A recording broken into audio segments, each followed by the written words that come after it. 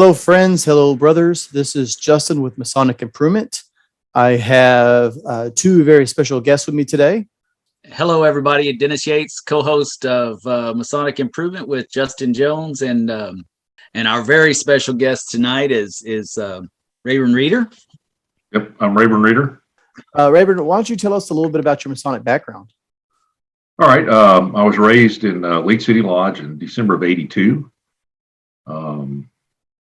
I've belonged to a number of lodges since then. I belonged to a lodge in Georgia, Meyerhart Lodge. I lived there for about 4 years, and I had a good neighbor friend of mine. His son was going through, so I joined the lodge there. I'm still a member of that lodge. It's in Kennesaw.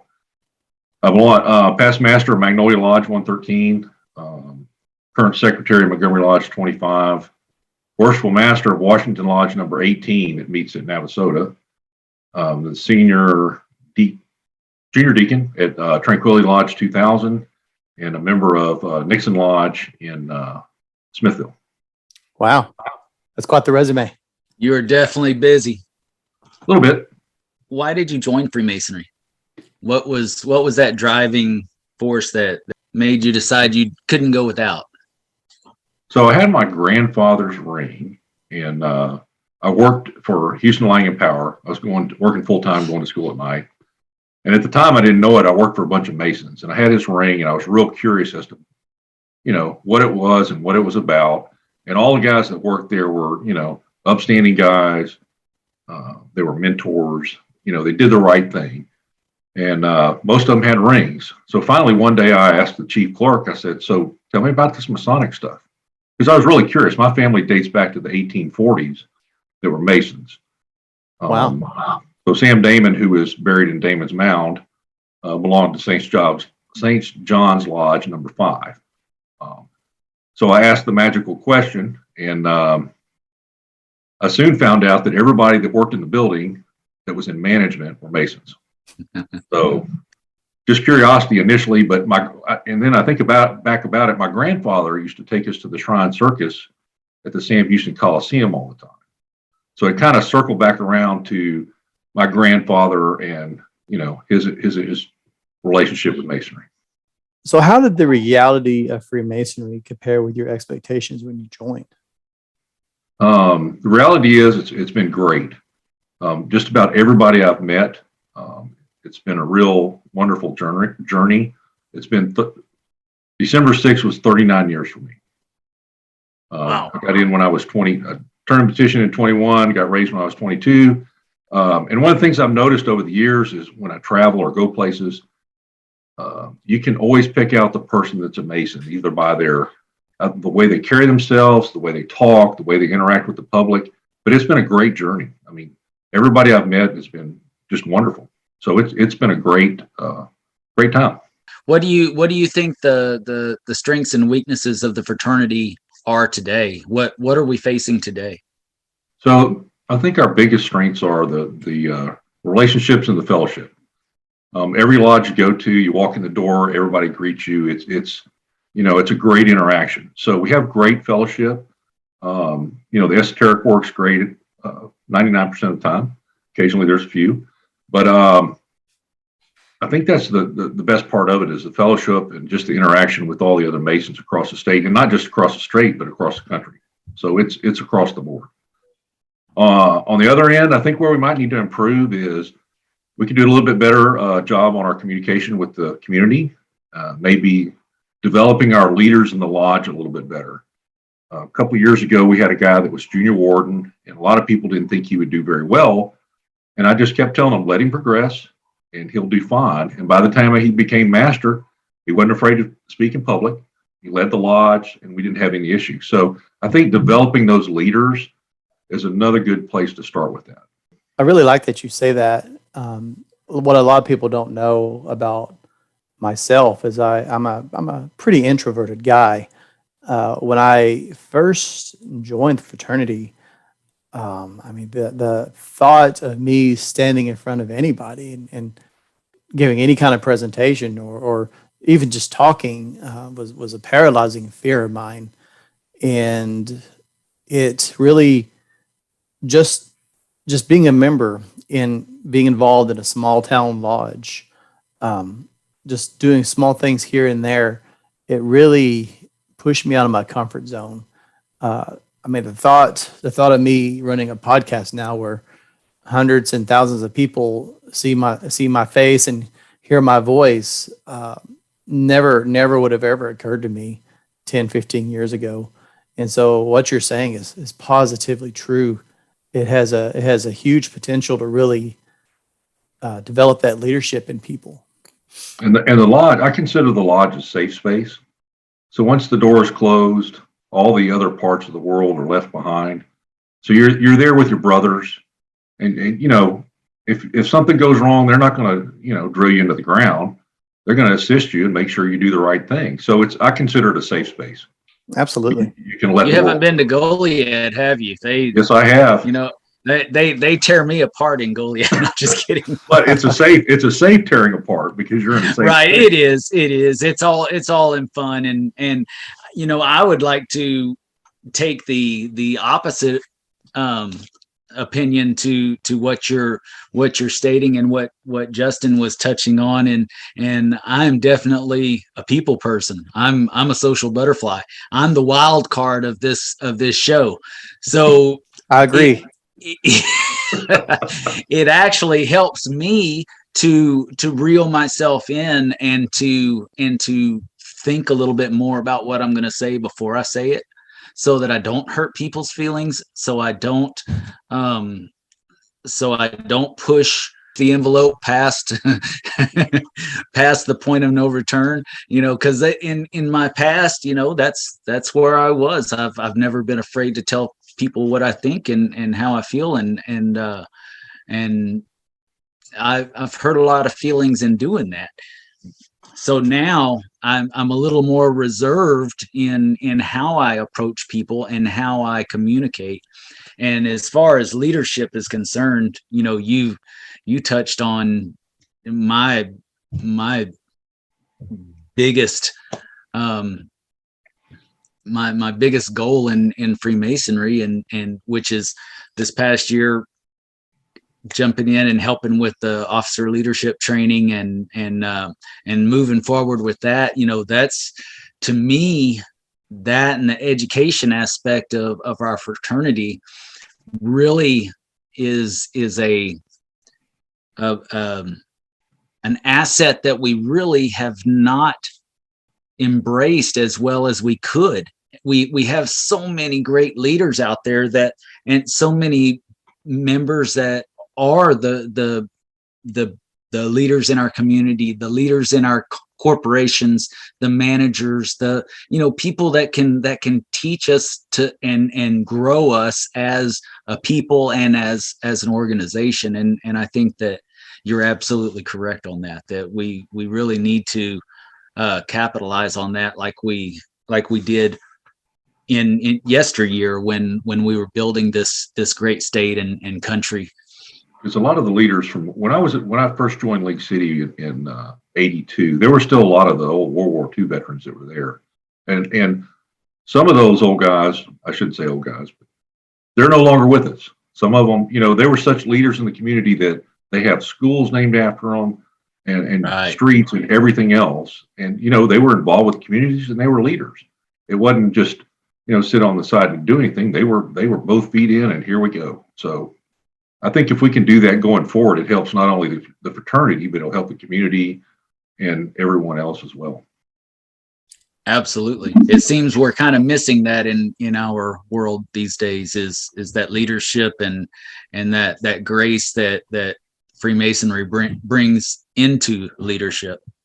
Yes. So my question is, well, let me forward that with a comment in that you're both absolutely right. And we've discussed this before on the show. If you look at any historical figure, particularly here in Texas, odds are they were a Freemason. These were the people that were the movers and the shakers in the state and in their counties and in the communities. And I completely agree that we need to encourage that once again. But my question is, how do we do that? I think with the lodges, especially in the small towns, if they're more involved with the community, for example, over in Waller, one of the past masters is now city council. He took the bull by the horns and jumped in. Some of them are on school boards. And I was in Fort Worth the other night, and there was a lady there, and she was part of the city council, but the lodge is real involved with the community. So they have a lot of exposure.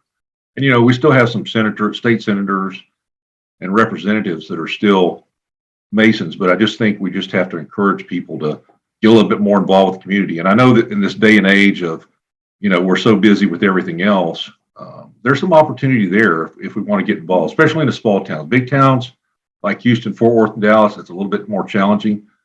But in the small towns, I think it's very possible. We say people are busy now, and I don't disagree with that. Yeah, we're definitely busy. It's definitely a busy time. I got 3 young kids, people, especially young brothers. They have jobs, careers at the building, and things like that. But I think I don't know. I think we have to take ownership of the world we live in, and who better to step up than moral and just people like ourselves. Yeah, the world would be a much better place, excuse me, if we were a little bit more involved with the community and especially the school district and school boards. With everything that's going on there, I think it's really important that we're more involved with that, because what they're teaching those kids in the schools these days, kind of questionable. I agree. And that was our baby. That was in Texas. That was our baby, and so we absolutely should be more involved. If you want to make sure that your child is learning in everything, the values that you want in school, then you have to be a part, and you have to show up, and you have to let your voice be heard. You're absolutely correct. And even for example, my kids are all in their 20s and they're all out of school, but you know, I don't like the direction the schools are teaching now. You know, everybody pays property taxes. There's not much you can do about it, but you know, I don't like what they're doing. I don't agree with it. So maybe I ought to get involved. Public education has always been extremely important to me, and I think that if we don't do that, then if we don't embrace it and take the bull by the horns and try to guide it to the way we want it to be, then we're going to lose it.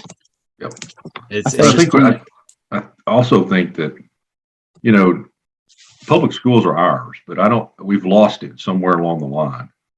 And a lot of people don't realize that the Masons are the ones that, for the reason for public schools, that the old schoolhouses were in Masonic buildings. It's just, it's forgotten. We lost public schools. We occasionally you get a governor that does a proclamation, but that's about it. Somehow we got to go back in and capture that. I don't know how we do it, but just go knock on the governor's door and tell them, here we go. Or get maybe some of the state senators, like Senator Whitmire or the guy out of Jacksonville, get them more involved and tell them we want to get this done. I think there's definitely several great examples that you guys have given.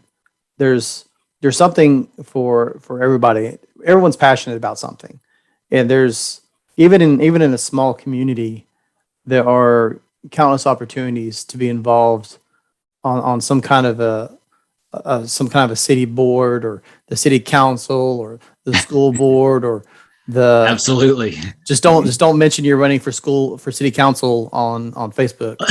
Right. But right, you get chastised if you. Oh my goodness. But there's so many opportunities out there, and I know, like, we go back to saying everyone is busy. Many of these things are not very time consuming. I'm on the Chamber of Commerce. That's 1 or 2 hours a month. I'm on a P&Z committee for the city, 1 hour a month.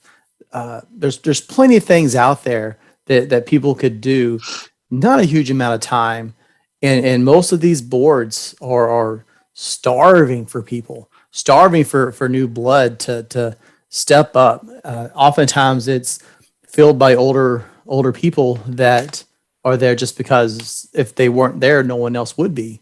So I think there's and plenty they're retired and yes. So there's plenty of opportunity to step up And like we said before, who better than people that have a strict moral code like a Freemason. Before I ask this next question, I'd like to build on that as well and say, we talk about our time, and we're taught to manage our time in a certain way, and we're taught to manage that with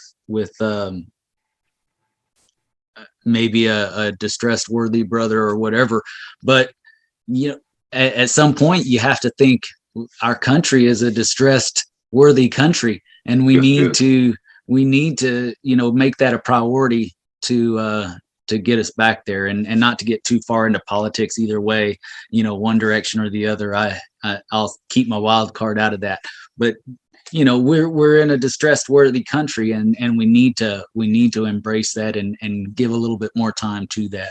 Yes. So, Brother Reeder, with the idea of the strengths and weaknesses, where do you see Freemasonry going here in the next 10, 20, 30 years here in our jurisdiction? Where do you see Freemasonry, and even further if you put some thought to it? So in the current day and age, I see us shrinking. There's a lot of older Masons. We've lost 2 or 3 this year that were in their 90s. I guess that's the old World War II guys. But I do see us shrinking down. I see the membership going down. I see the number of lodges going down over the next 10, 20 years. But I think we'll reach a plateau. And once we reach that plateau, then we start building back from there. It might not be increasing the number of lodges, but there's a lot of interest there. Believe it or not, there's still a lot of young guys that are interested. Maybe not 10 or 15 at a time. It might be 1 or 2. Once they're in, maybe their friends will get interested. But I still think at the end of the day, we're going to shrink. It's just inevitable. We're going to shrink down. I don't know how far we'll shrink down. But I'm hoping, and being the secretary of the lodge, my son always asks, he's a Mason. He always asks me why I take minutes the way I do. And I told him, I said, one of the reasons is 40 years from now, if you decide to come back and read those minutes, you know exactly what went on in the lodge. So the end goal is, I want us to be here for another 100 years. We might not be as big, maybe we will, but that's what I see happening. I agree that seems to be the consensus among many people we ask that question to, and I think that's a very realistic answer. I don't think it's pessimistic or anything like that. It's just looking at the data and predicting where it's going to go, and it really seems inevitable that unfortunately some lodges probably will shut their doors. But I think, like you say, we don't know when, but there will be a point when we'll reach equilibrium and everything will stabilize. It's just a matter of lodges understanding that they're probably going to lose more members, and they either need to make whatever decisions now and be proactive so that they can survive another 100 years instead of being reactive when they realize they don't have the members to open or they don't have enough money to pay the bills. Yep. Once you've got 3 members showing up to the meetings and divvying up the bills, it's probably too late to do anything with it. We talk about this so often, and it for me, it's kind of exciting that this is happening, because we're in a time of transition to where maybe we were a little too thinned out, with so many members. Maybe we diluted our focus a little bit, and maybe now we will get back to the core of Freemasonry, and I can definitely tell you that the young guys that I'm seeing come in, they're boy, they want the good stuff, and they do like some fellowship, and they like going and having a beer and dressing nice and enjoying themselves. But man, they like that marrow too. They want the marrow in the bones. Yep. And it's pretty exciting to see that, because when I was younger, I didn't think so much that way, but as I get older, I appreciate our history more. I appreciate the lectures that the guys gave in the 1800s, and it's yeah, I agree. Sorry. So I'll go back to my son. So he joined when he was 18. So the last half of his senior year, he was a Mason Oh, in high wow. school, and he ate it up. And I gave him the ring that I had been wearing for years. I told him if he ever got raised, I'd give it to him. But even now, he still eats it up. His only problem is the stated meeting. The dreaded stated The meeting. dreaded stated meeting. That's funny that you say that. I'll let Justin roll with that one so that I don't tick off all of our. Well, I don't know if I told this story or not, but when I first became a Master Mason, it was at that point where you still couldn't sit in a stated meeting unless you were a Master Mason. So let me back up, because I wasn't a Master Mason at the time, but what I would do is I come to lodge and I do the memory work outside with a Tyler, always wondering what was going on inside those meetings. It was a goal of mine. I was very interested in getting my master getting raised so that I could finally sit in a stated meeting and see what all the hubbub was about, right?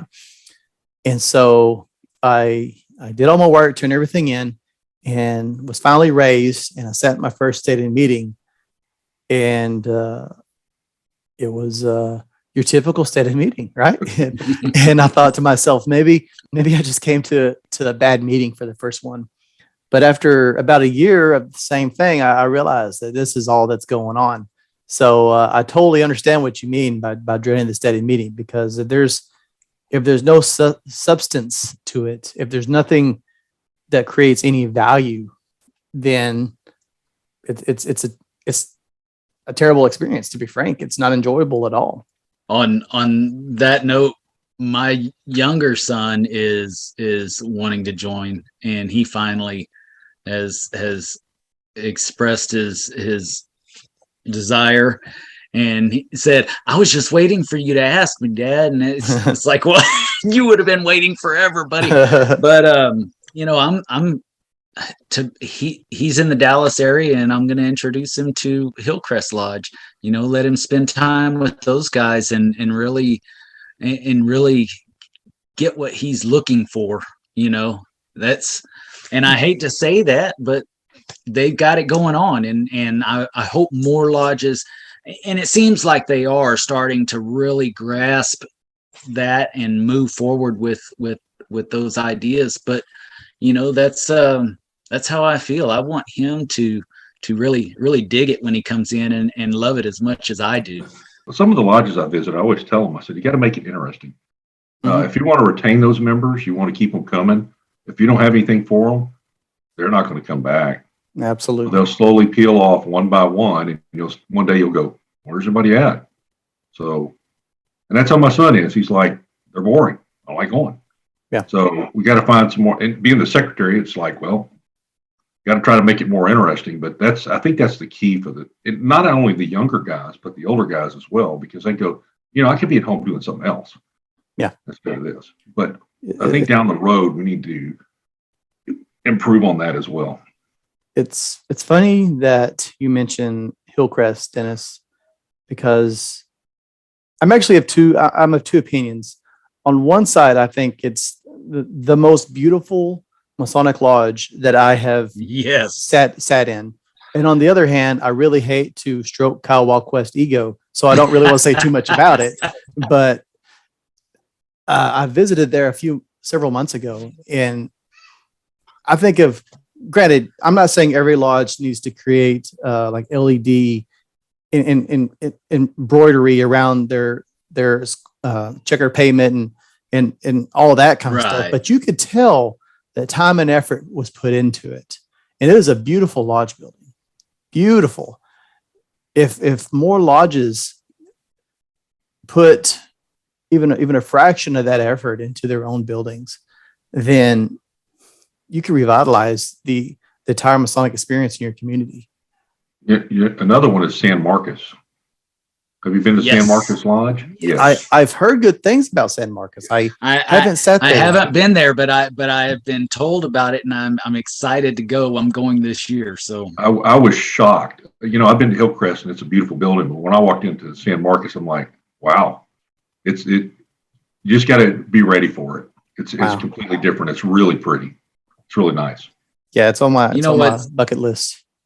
what's interesting is that these type of things it begins with one Mason.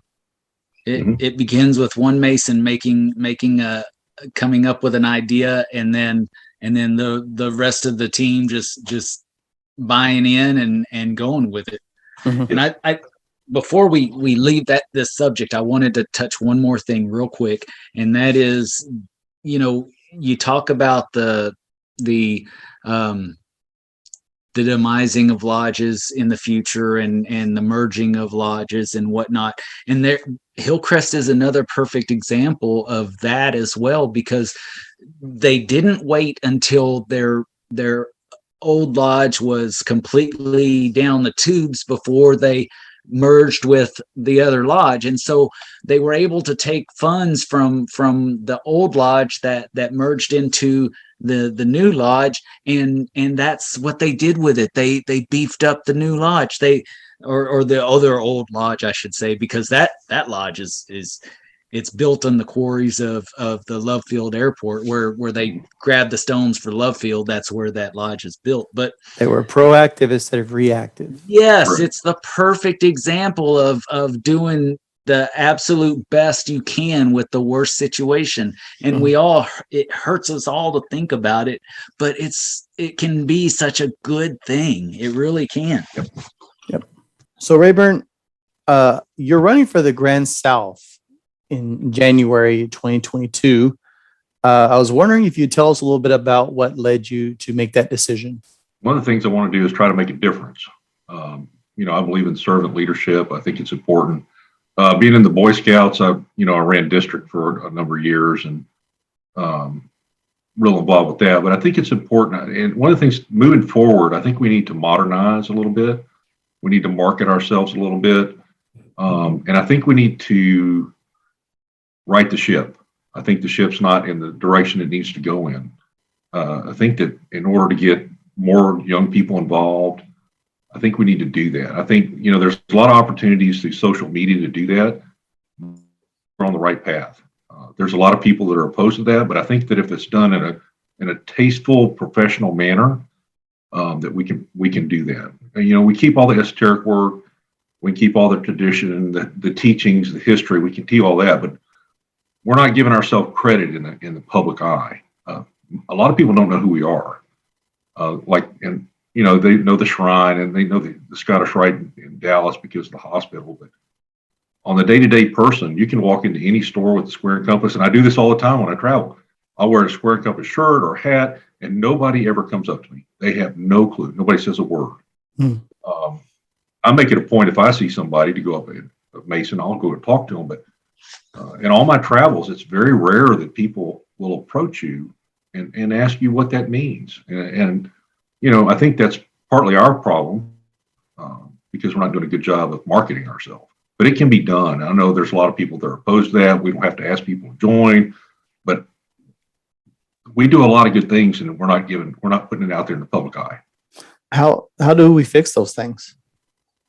Well, we're going to take the bull by the horn. We might have to hire a professional person to help us with advertising and marketing. I just think we need to take that step. Get some younger guys involved that know how to do all these things. Not push all the older guys to the side, but there's a lot of older guys out there that think the same way. We got to do these things either through social media, the internet, whatever, to get it done. And, that's one of the things I want to do. I want the fraternity to be here another 50, 60 years. Yeah. And just get it in the right path. I think we just need to get the ship going in the right direction, doing the right things, and then we'll just keep going. I've said this before, but a lot of lodges focus on doing local things that may be selling like barbecue at a like a downtown, like a festival or something like that. And that's good. They do it for fundraising, but if we're being frank with each other, we also know that a lot of that is because they want to get out in front of the community and be seen. As time passes, I become more and more strongly of the opinion that everyone's looking on Facebook, everyone's looking online. And so if you want to do those things, fine. But if you're not posting something about it on Facebook, then you're missing a huge part of your potential to be exposed to people. And as far as lodge itself, definitely, I'm definitely not suggesting that you take pictures in tiled lodge or anything like that, but you can tag yourself and tag the lodge and take a picture of yourself before the meeting or after a degree. You can take a picture and post it as long as as long as you follow the rules around that. And a lot of lodges aren't doing that. There will be lodges that they'll have meetings or they'll have degrees and you'll never see anything about it. And I think that's a huge missed opportunity. So I just point that out because you mentioned modernizing and riding the ship. And I think if we don't take advantage of social media, which is where everybody's looking now, then you're not going to be seen, or at least not as much as you would like. Yeah, and the other platform is Instagram. There's a lot of, the Grand Lodge of Russia's on Instagram, the Grand Lodge of California's on Instagram. There's a bunch of lodges that are on Instagram as well. So that's another platform as well. The other part of that is lodges need to take credit cards. Lodges need to Absolutely. They need to digitize their stuff. Even the Grand Lodge. I know Justin's doing a great job of that, but we just started taking credit cards in our lodge a few years ago. So if somebody needs degree fees, they pay their dues, they come in there, swipe the card, they're done. They don't have cash to carry around to do it. It's the small things like that make it convenient for the members in the local lodges and on the Grand Lodge level that make it easier, like ordering material. Used to you had to print out a form, they get a check from the secretary, had to mail it in, blah, blah, blah, blah. Now I can go online, take the lodge debit card, make an order, and it's done. And it comes straight to me. I give the receipt to the treasurer, and off we go. It's not a big involved thing. So it's the small things like that we need to do. Well, and that savings that's involved in going digital, it's like resolution 26. It's one of my favorite resolutions. It says let's give 5% return on the endowments as opposed to the 3% of the past and whatnot, and make it across the board. That's the permanent unless proven otherwise, negative to the endowment. And the reason that's even possible is because of the digitation. Is that a word? Digitizing of the sorry, Justin. The digitizing. It's a word now, regardless. That's right. Dennis said it. That's going to become memory work. But with that savings, it made it possible for us to see bigger returns in the lodge. So why aren't the lodges jumping on board to make it easier? I've said this before, and I went to do my endowed membership for the York Rite, and they don't accept any electronic forms of payment. And I'm thinking, I'm spending $3,000 here. I want my bonus points. I want my awards. That's right. I manage my credit to my benefit. So I want to use it. Even if I need to pay an extra fee to use that, that's fine with me because I'm getting something in return as well on top of it being easy. That's right. So I just think modernizing is very important. And I'm afraid that if we don't modernize and we don't do these things, we're going to become the way of the Lions Club or some of the other organizations that just kind of fade away. It's, I hate to say that, but that's kind of my fear. You're right. Years ago, the fraternity was built in bedroom communities. Everybody talked. Everybody knew each other. And it's a lot like that here in the small towns still. But if we're not utilizing the electronic age, the tools that we have available to us for free, if we're not utilizing that, we're missing 95% of our potential membership right there. And then I guess that goes to the two resolutions that contradict each other. Yeah, that'll be interesting to hear those discussions. Right. Yeah, We'll have to talk about that out for sure. I think out of all the resolutions, those are going to be the two most contentious ones of the bunch. I think 26 might be a little contentious also, since Dennis brought that one up. But we'll see. But I don't know. Like I talked about earlier, I think it's important that we, I don't want this to be taken. There's a lot of master masons or past masters that feel like they're not being trusted to do the right thing if it's streamed. So Right. you will hear some of that at Grand Lodge, that some of these past masters will get up there and go, wait a minute, you don't trust me to do the right thing remotely, right? So like I said before, if you have a tiled room, you have a screen, you have 5, 6, 7, 8 master masons, past masters in there that are watching, that want to vote and can't be there for certain reasons, we're saying, we don't trust you to do the right thing. And I know there's two very big parties out there. One is completely against it. The other one is completely for it. But I think we're alienating a lot of the Masons that have attended Grand Lodge or that want to attend that can't, by not streaming it. And I'll probably get crucified. We're already trusting Masons all across the state to do the right thing the rest of the year by actually opening lodges like they're supposed to and actually tiling them. So why suddenly do we not trust them for 3 days? That's right. Yeah, I agree 100%. Well, I'm going to play devil's advocate on this. I'll take the other camp on this one, but it's not really completely the opposite either, because I think we should be streaming it. There's too much good from streaming it that we really need to do that.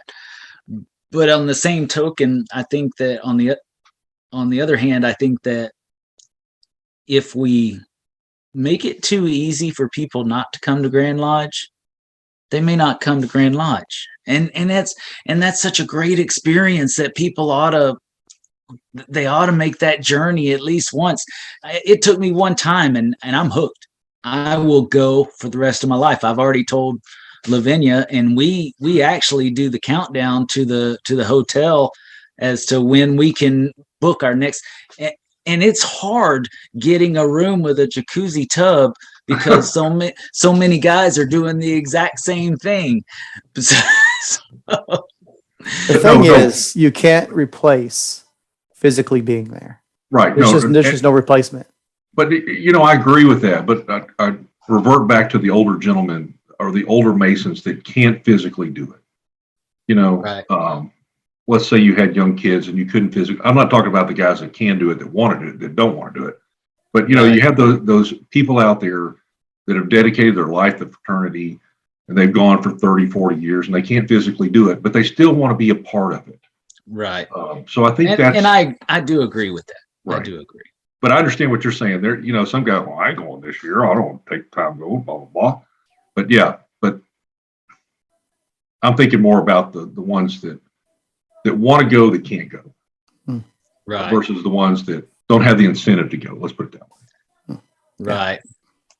And maybe that's the idea is that we do it in a tiled lodge, and maybe that's where you do your lodge vote or something, and then you have the opportunity to vote in person on your own behalf or something like that. There's got to be some compromise we can work with there, because I see the value as well. I mean, we should definitely, that just goes right there with the marketing and stuff. It's, we're just not taking advantage of the tools that are available to us. I talked to a guy the other night. He said he couldn't make it last year because he had surgery. He's a younger guy, probably in his 30s, late 30s, early 40s. He had surgery and he couldn't go. But he did get online. He did do the streaming. He did all that. But he'll be there this year. I'm like you. First time I went, I got hooked. I'm like, I'm doing this all the time. This is the greatest thing in the world. But it's just those one-offs that want to do it that can't for some reason or another. I think we're kind of right. And it's been demonstrated now that we can stream it. and it works really well. For the first time that we ever did it, it worked really well with hardly any issues. So why would we not implement it some way in the future for Right. the reasons that have already been identified? Right. So we'll hear, that'll be a very contentious, two things at Grand Lodge. I'm sure we'll hear, in addition to yours. Rayburn, talk a little bit about your favorite resolutions, since we're already kind of wading into that. Well, I don't know if I really have a favorite one. I just like to see how the discussion evolves around, other than the name changes in the district realignments. It's fun to see the interaction between all of them, really. I can't say I particularly have a favorite one or one I like the least, but I think it's all of them. I just like to see the interaction between the Masons that are for it and against it, all the parliamentary procedures that go about it. It's just the whole package is essentially what I like. I really enjoy that also. I like hearing both sides of the argument. And Yes. I love the debate. yeah, the debate. Some of us probably need to practice our debating skills a little bit, but I definitely enjoy it, and you can definitely get a very quick feeling for the mood of the room based off what gets brought up. So it's very fun. Speaking of the great debates and us talking about marketing, Rayburn, you had mentioned the resolutions involving pictures. Which ones were you specifically referring to earlier when you were talking about those resolutions? Because I think those are going to be heavily debated.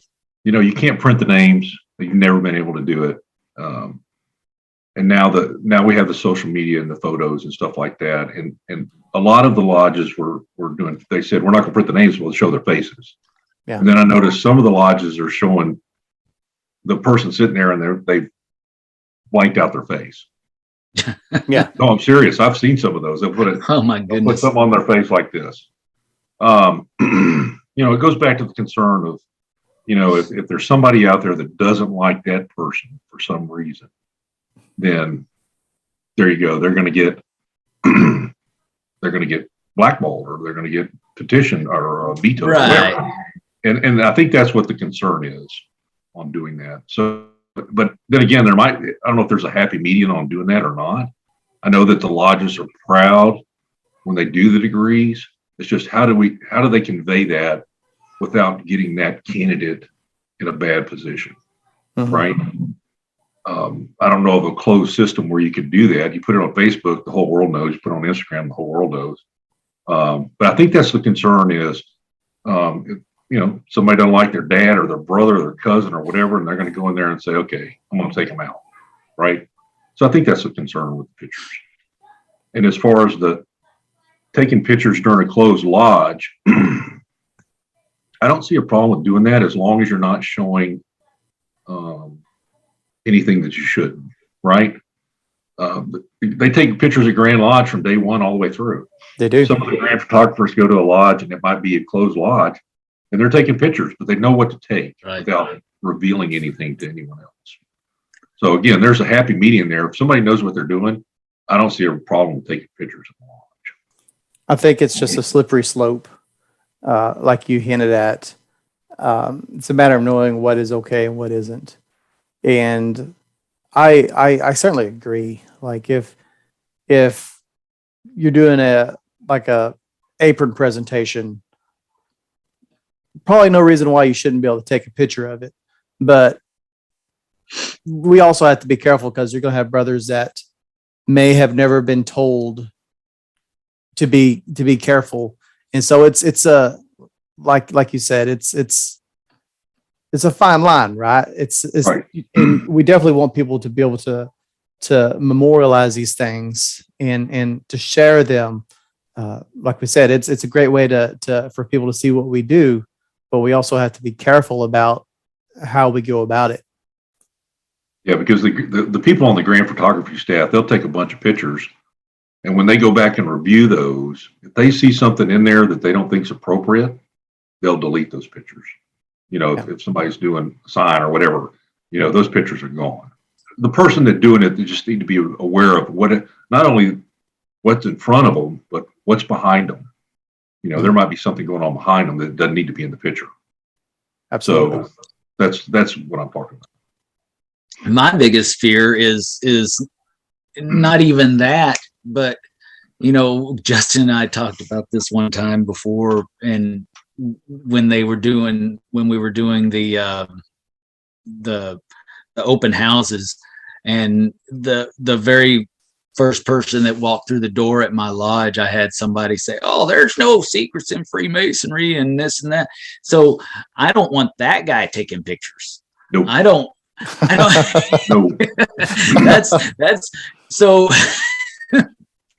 So maybe there is a happy medium to where we have a photographer position in the officer lineup to, you know, in our lodges, so that's their job, and they have a certain training that they have to do to be that officer, just like we have to show proficiency in doing the work before we can become an officer. Maybe it's the same thing. That's, guys, y'all brought brilliance. I'm inspired by y'all. Well, you could, and to expand on that is you could have maybe the grand photographer do a class like the grand secretary. Mhm. Exactly. And give examples of pictures and see if they catch those certain things in the background or off to the side that don't need to be in there. And if they catch them, or if they don't, they can say, look, here's why you can't post this picture because of this, right? So it gives them a little more perspective on what to look for and what not to look for. And then just instead of posting stuff as soon as they take it, maybe go back and review those pictures just to make sure there's nothing in there that doesn't need to be in there. Yeah. We expressed a concern, right? We don't want the wrong things being taken pictures of. And the solution usually is some sort of education. Absolutely. Yeah, education. I love it. And even now today, with Grand Lodge putting out all the secretary training and the treasurer training, I mean, it's so easy for us to create training for that, so that we can do it responsibly. And you could do that on a Zoom call. Absolutely. You know? Yes. I mean, you don't have to congregate in one place. You know, photographer get everybody on the call and know or on the Zoom meeting, know who's there, and just show examples of what does and what doesn't work. Mm-hmm. No. So I think that's great.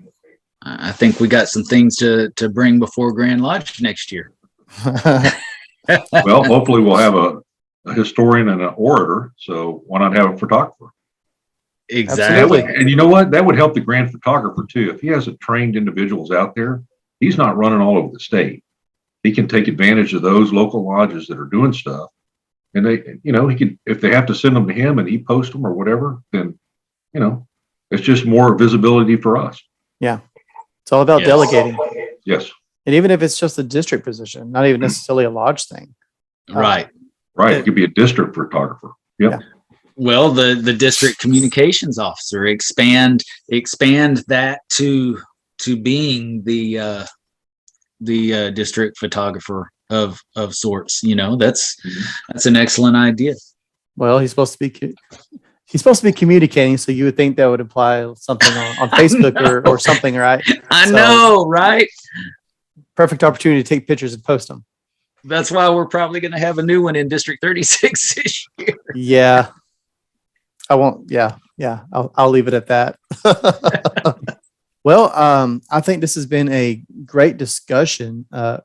Raborn or Dennis, do either of y'all have anything else that you want to add or mention? So I have an analogy. So last year we opened a Painting with a Twist franchise. And when you go to Grand Lodge this year, the ladies program, you'll see my wife and her daughter and a bunch of people doing that. And I use the analogy when I talk to some of the lodges is the lodge and the franchise are a lot similar. So we got a franchise from a corporation. You go to Grand Lodge, you get a charter. We pay franchise fees. We pay per capita. the franchise says you have to have certain things in the building, right? There's certain things you have to do.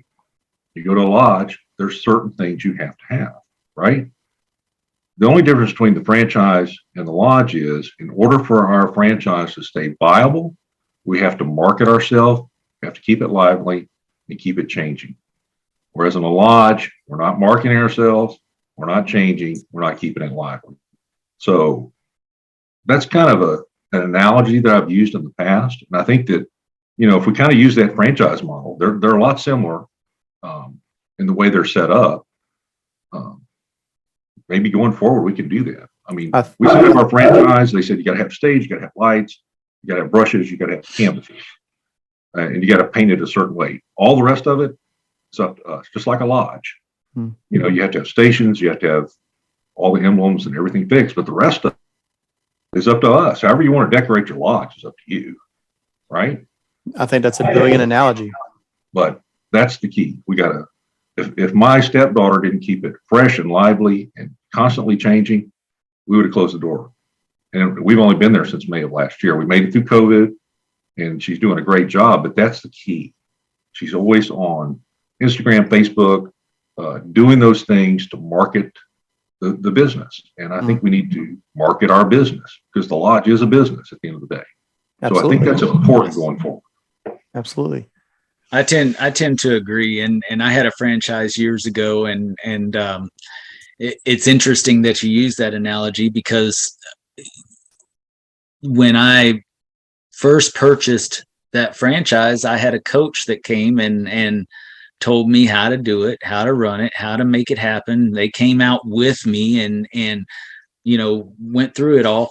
And technically, that's what our district deputy grand masters are supposed to be doing. So they're supposed to be coming in and inspecting what Grand Lodge expects. But so many times we see a blind eye going to things that need attention. If they were given the attention they deserved, then they may have been able to save that lodge 5 years ago or something. So I think that it's a great analogy, and I think that's where we also need to trust and believe in the system that we have in place to help us to become better as an organization. I have always said that we need to run our lodges like a business, but I was always from a financial perspective. But what you said, Raborn, about treating it like a franchise, absolutely 100% true. And if you don't keep it fresh, if you don't market it, it's going to die. Yep. Absolutely. You have to stay relevant, and you have to stay in front of people. Yep. And so that's spot on. Because if you don't pay your per capita, you're going to lose your charter, right? You don't pay your franchise fees, you're going to lose your franchise. You don't have a choice. Yeah. So I think it's another thought to add to that is the Vanguard Award. If we were to use that as more of the example of what the minimum expectation is, and not, can you achieve this, but at some level say, okay, this is our minimum expectation, then a lot of the things that we're talking about on a regular basis is going to be addressed. We'll have more education. We'll have more of a strategy for marketing ourselves, because we'll be out there in the community all the time. We'll be doing so many different activities that demand the attention of the community. So that's another thing, is maybe we should focus some on the marketing of the Vanguard as this isn't for just the parking space. This is so that you have a lot of full parking spaces around your lodge on a regular basis. maybe we need to revamp or update the Vanguard to be more today, right? Update it with best Absolutely. practices. And I don't mean that in a bad way, but maybe we need to bring it up to date. Yeah. You know, Yes. bring it more into the 21st century and on what the lodges need to do. All the lodges can just check the box. Yeah. Say I did this, I did this, I did this, and off they go. But because maybe make a checklist that accompanies it, because that's a hard thing to do. Also, you got to have an attorney just to see if you got everything. Well, if you update the Vanguard program with best practices from around the state, it will become very popular as lodges realize following these recommendations, we have members returning, we're retaining new members, our lodge meetings are becoming interesting, so on and so forth. People will start getting more out of the Masonic experience, and other people will also say, other lodges will begin implementing those Vanguard practices. Plus, you'll have a healthy financial lodge as well. Yes. Absolutely. That's you get the members in there, and then your finances improve as well. So absolutely. Well, brothers, lots of great stuff discussed in this meeting, and Raborn, again, I really appreciate you taking time out of your Wednesday afternoon to come and sit down with us. And Dennis, I definitely appreciate you coming on. I know you had a fellowcraft degree tonight, so appreciate you making time to come for this as well. I appreciate the opportunity, and maybe in the future we can do another one. I would love that.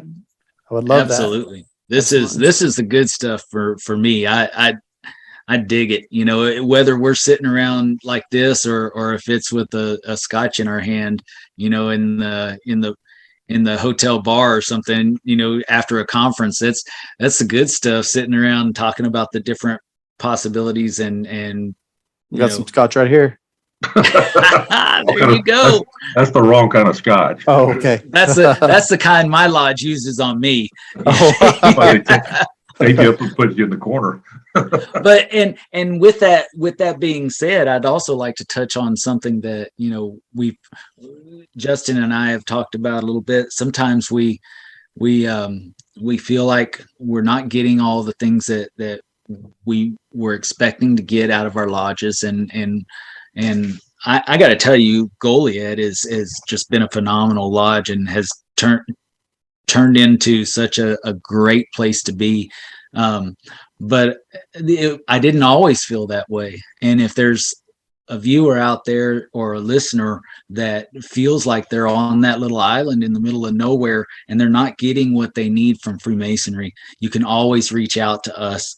And I know that, you know, I speak for Justin, Raborn, and myself, you know, that if you see me and you just feel like you're, you know, you would like to get connected somewhere that more suits your interests, let us know. Write into us. We can help you find the lodges that are out there that will, you know, embrace what you love about Freemasonry. I would love for us to be that connecting point for you to help you get to where you want to be in Freemasonry. There is a lodge for everyone. You just have to find it. Absolutely. Yes, there is. Absolutely. And we've been to probably most of them between the three of us all across the state. So we could direct them to somewhere. Absolutely. That's the thing. We travel so much. We meet so many awesome people that we can always get you in touch with somebody. That's right. Absolutely right. Wonderful. All right. Well, Dennis, Raborn, I say we call it here. Thank you both again for coming on this evening. Raborn, yeah, let's definitely do this again sometime. This was a great conversation. Yep. Absolutely. I appreciate the opportunity. This is my first one. So. Oh, very cool. Well, you handle it like a pro. This is the first time I've ever done it. So I appreciate the opportunity. Very nice. Embracing technology. Yes. Very cool. Leading by example. That's what we got to do. All right, brothers. Well, until next time, thank you again.